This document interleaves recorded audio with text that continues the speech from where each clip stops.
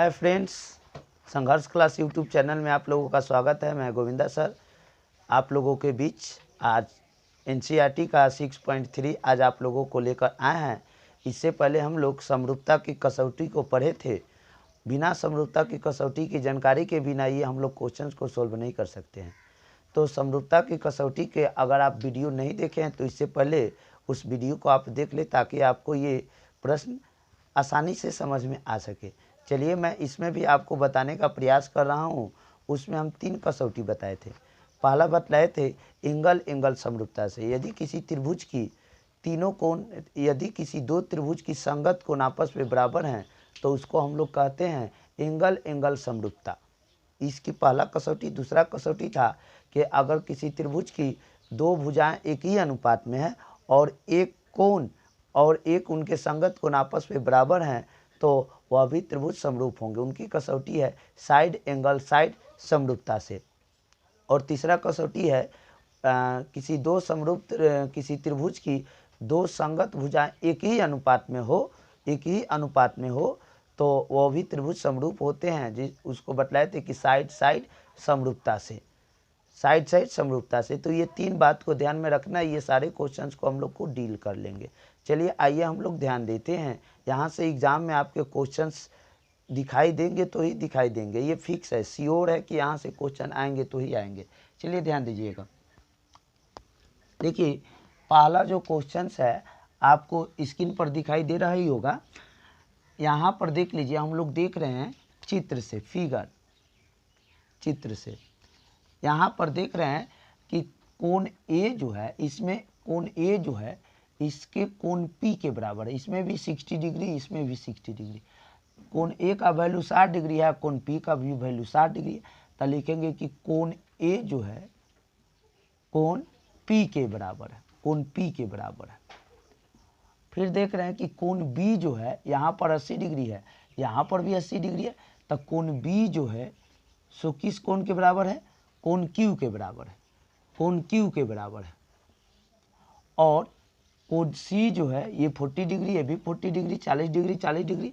तो कोण ये 40 डिग्री है तो कोण सी जो है कोण आर के बराबर है। तो हम लोग देख लिए, हम लोग कसौटी पढ़े थे, पहला कसौटी पढ़े थे।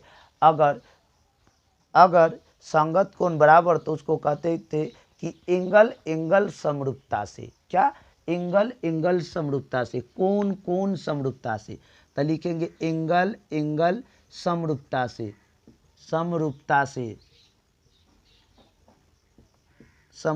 से। ये इसकी हो गई कसौटी।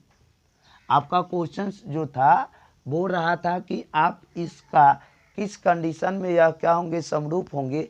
इनकी क्या कसौटी होगी उस चीज़ को लिखना है। और समरूप त्रिभुज को जिस चिन्ह के द्वारा डिनोट किया जाता है उस फॉर्म में आपको लिखना था। तो ये देख लीजिए, इसकी कसौटी हो गया एंगल एंगल समरूपता से। अब हम लोग इसको लिख देंगे कि त्रिभुज ए बी सी ये समरूप का चिन्ह हो गया। त्रिभुज ए बी सी समरूप हो गया त्रिभुज पी क्यू आर, ये समरूप हो गए। तो ये इनकी कसौटी थी। ये हो गया आपका आंसर। अब दूसरा देखिए, यह एंगल एंगल समरूपता से हुआ। दूसरा को देखेंगे, यहाँ पर लिखेंगे चित्र से। देख लीजिए यहाँ पर एंगल नहीं है, यानी कि भुजा दिया हुआ है। तो हम लोग पढ़े थे, कंडीशन क्या पढ़े थे भाई साहब, कि भुजा को क्या होनी चाहिए? एक ही अनुपात में होनी चाहिए।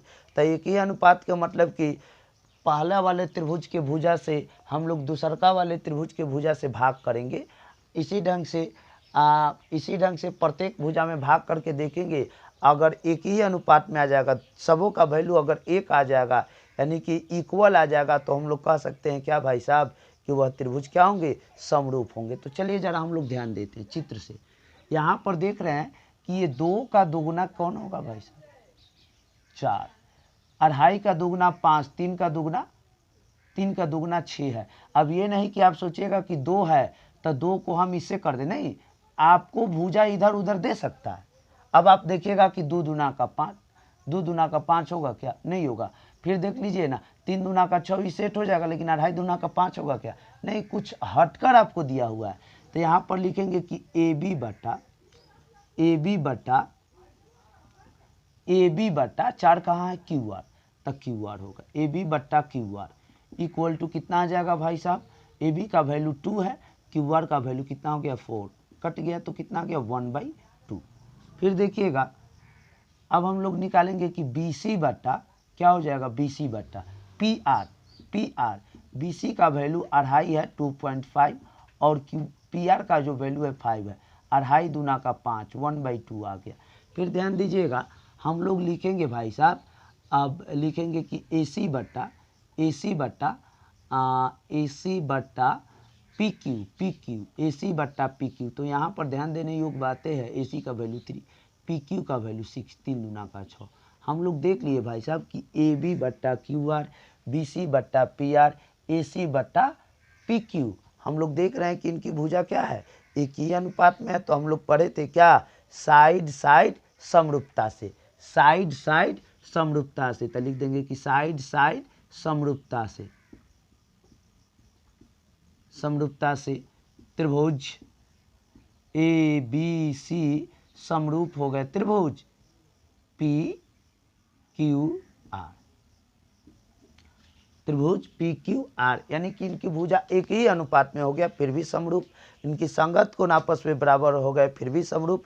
अब हम लोग नेक्स्ट को देखेंगे, नेक्स्ट तीसरा को देखेंगे। यहाँ पर भुजा दिया हुआ है, चलिए तो ध्यान देंगे, चित्र से लिखेंगे, चित्र से। यहाँ पर देख लीजिए 2 दूना का 4, 3 दूना का 6, 2 दूना का 4, 3 दूना का 6 है ना भाई। अब यहाँ पर देख लीजिए, यहाँ पर 2.5 होता ना तो कुछ देर के लिए जाकर सही हो जाता। तो यहाँ पर हम इसको ऐसे लिखेंगे P L P L P L अब बटा पी एल अब बटा डी एफ। तब पी एल के जगह पर 3 है, डी एफ के जगह पर कितना होगा 6, तो 6 3 दूना का 6 1/2 आ गया। फिर देख लीजिए, फिर देखिएगा एम पी और डी ई, एम पी के जगह पर 2 है और डी ई के जगह पर कितना है 4 है, तो 2 दूना का 4 1/2 हो गया। फिर इसी ढंग से अब एगो तो बच गया, एगो कौन बच गया, एम एल बट्टा हो जाएगा, क्या आ जाएगा भाई साहब ई एफ। तो आप ही जरा बतलाइए 2.7 है, 2.7/5 कटने वाला नहीं है। तो हम लोग देख रहे हैं कि 2 गो बराबर है और 1 गो बराबर नहीं है, 2 गो बराबर है और 1 ठो बराबर नहीं है। तो यह भाई साहब हम लोग कसौटी पढ़े हैं कि अगर 2 गो एक ही अनुपात में होता है, एगो कोण बराबर होनी चाहिए। और यहाँ पर हम लोग देख रहे हैं कि यहाँ पर तीनों भुजा दिया हुआ है, कोण एक भी नहीं दिया हुआ है, जिसमें से 2 गो क्या है एक ही अनुपात में है और 1 गो एक ही अनुपात में नहीं है। तो हम लोग कह देंगे कि यह समरूप नहीं है। लिखेंगे कि पी एल बटा D F equal to M P बटा D E not equal to M L बटा ई एफ। चलिए तो कह देंगे कि यह समरूप नहीं है, क्योंकि वह तीनों कसौटी में से नहीं आया, यह समरूप नहीं है। क्यों नहीं है, क्योंकि जो हम 3 कसौटी जो पढ़ाए थे उस कसौटी में से एक भी को फॉलो या नहीं किया।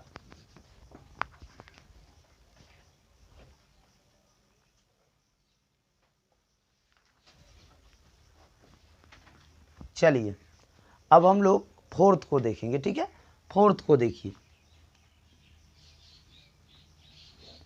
इसमें हम लोग देखेंगे कि देख रहे हैं कि 2 भुजा जो दिया हुआ है वो कोण दिया हुआ है। तो देखिएगा चित्र से बहुआ, चित्र से ध्यान दीजिएगा, चित्र से देख रहे हैं, चित्र से लिखेंगे कि एम एन अब बाटा 2.5 दूना का 5 और 5 दूना का 10, बात तो सही आ रहा है, 2.5 दूना का 5, तो ये पी क्यू हो जाएगा, पी क्यू। चलिए तो यहाँ पर 2.5 हो गया, अब पी क्यू के जगह पर कितना हो जाएगा भाई साहब, पी क्यू के जगह पर 5 हो गया, तो 5 हो गया, 2.5 दूना का 5 1/2। फिर इसी ढंग से देखिए, फिर इसी ढंग से हम लोग देख लिए भाई साहब कि क्या दिया हुआ एम एल बटा क्या है ml बटा QR होगा, ml बटा QR। तो 5/ml के जगह पर 5, QR के जगह पर 10, 5 दूना का 10, 1/2 आ गया। तो हम लोग लिख सकते हैं, इसलिए mn बटा PQ इक्वल टू ml बटा QR। और देखिए, और देख रहे हैं कि कोण M जो है, कोण M जो है कोण Q के बराबर है, कोण M जो है कोण Q के बराबर है, कोण M जो है कोण Q के बराबर है, कोण Q के बराबर है। तो देख लीजिए, यह दूसरा कसौटी साइड एंगल साइड समरूपता से बताए थे कि दो भुजा एक ही अनुपात में हो। देखिए ना, दो भुजा एक ही अनुपात में है, एक कोण आपस में बराबर हो, एक कोण आपस में बराबर हो, तब हम लोग लिखते हैं कि साइड एंगल साइड समरूपता से त्रिभुज ABC समरूप हो गया त्रिभुज PQR। अब यहाँ पर ध्यान दीजिएगा, ध्यान देने योग्य बातें हैं। कभी कभी होता क्या है कि क्वेश्चंस अगर सेट करने में हम लोग प्रयास करते हैं कि क्वेश्चंस को सेट करें, कभी कभी क्वेश्चंस को हम गलत कैसे पकड़ सकते हैं। इस ढंग के क्वेश्चंस पे जनरली क्वेश्चंस को लोग दे देते हैं, गलत दे देते हैं आपको कुछ देर के लिए कंफ्यूज करने के लिए। तो उस क्वेश्चंस को पकड़ने का तरीका है, ध्यान दीजिएगा।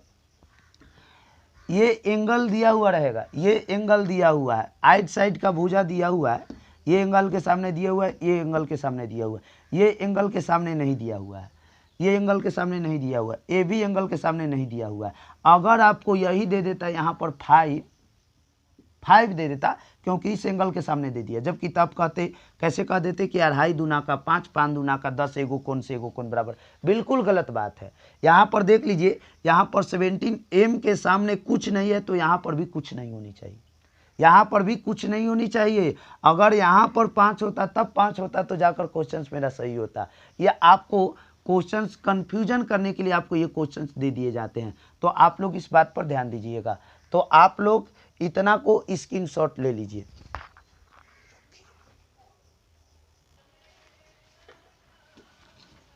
चलिए, अभी स्क्रीनशॉट आप लोग ले चुके होंगे। अब हम लोग ये दो क्वेश्चंस को देखेंगे। ये दो क्वेश्चंस देखने के बाद में इससे रिलेटेड किसी ढंग का अगर आपसे एग्जाम में क्वेश्चंस आएंगे तो आप बना दीजिएगा। चलिए ध्यान दीजिएगा, चित्र से हम चित्र में देख रहे हैं क्या भाई साहब, हम चित्र में देख रहे हैं कि यहाँ पर देख लीजिए, ये दिया हुआ है 2.5 दिया हुआ है, 2.5 दिया हुआ है, यहाँ 2.5 दिया हुआ है। और देख रहे हैं कि कोण C के सामने ये है, यहाँ पर इसका कुछ वैल्यू नहीं दिया हुआ है, लेकिन यहाँ पर भी कोण E के सामने कुछ इसका वैल्यू नहीं दिया हुआ है।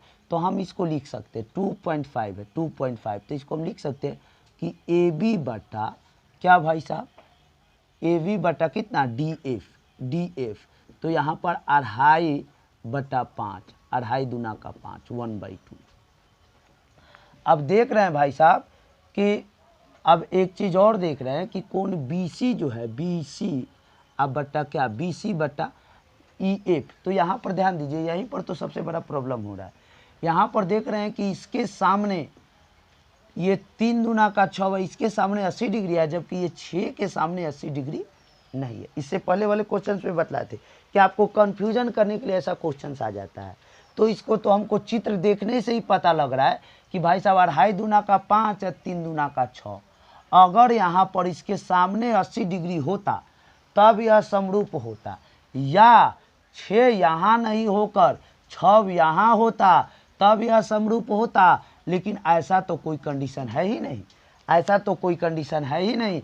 तो यह क्या होंगे, समरूप नहीं होंगे, यह समरूप नहीं होंगे, यह समरूप नहीं होंगे। क्यों नहीं समरूप होंगे, क्योंकि इसके आमने सामने का जो कोण है बराबर नहीं है। यहाँ पर 80 डिग्री के सामने भाई 3 है, और यहाँ पर 80 डिग्री के सामने कुछ है ही नहीं। तो समरूप कैसे होगा। समरूप का मतलब बतलाए थे कि रूप एक जैसा हो, रूप एक जैसा हो। उसके लिए 3 कसौटी बताए थे, तीनों कसौटी में कोई कसौटी लागू नहीं हो रहा है, तो यह समरूप नहीं होंगे, यह समरूप नहीं होंगे। लिख देंगे, इसको लिखने की कोई ज़रूरत ही नहीं है, यहाँ पर लिखने की कोई ज़रूरत नहीं है। कहने का मतलब है कि कोण ए जो है कोण एफ के बराबर नहीं होगा। कोण ए जो होगा, यहाँ पर अगर हम इसको लिख भी देते हैं ऐसे इस ढंग से आपको लिख भी देते हैं इस प्रकार से अगर हम लिख भी देते हैं कि ए बी बट्टा डी एफ लिख भी देते हैं, लिख भी देते हैं, तो ये 2.5/5 1/2। लेकिन यहाँ पर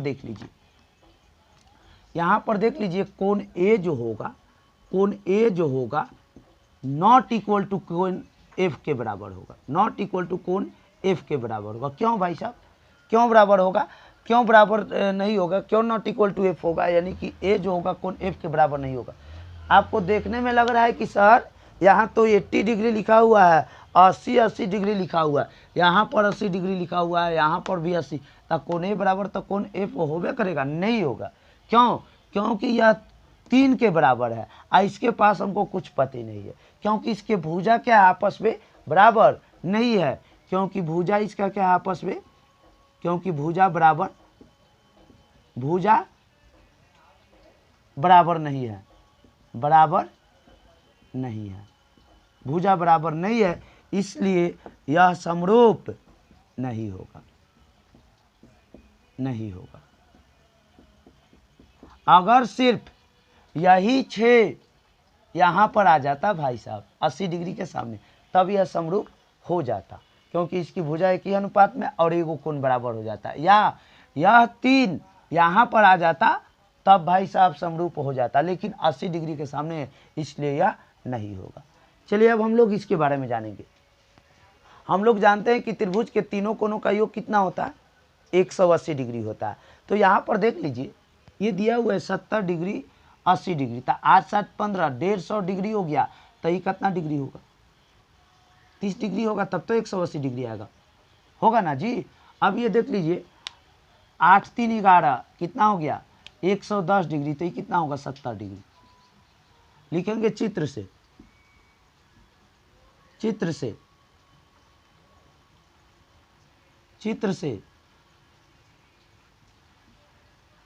देख रहे हैं कि कोण डी जो होगा किसके बराबर है, कोण पी के।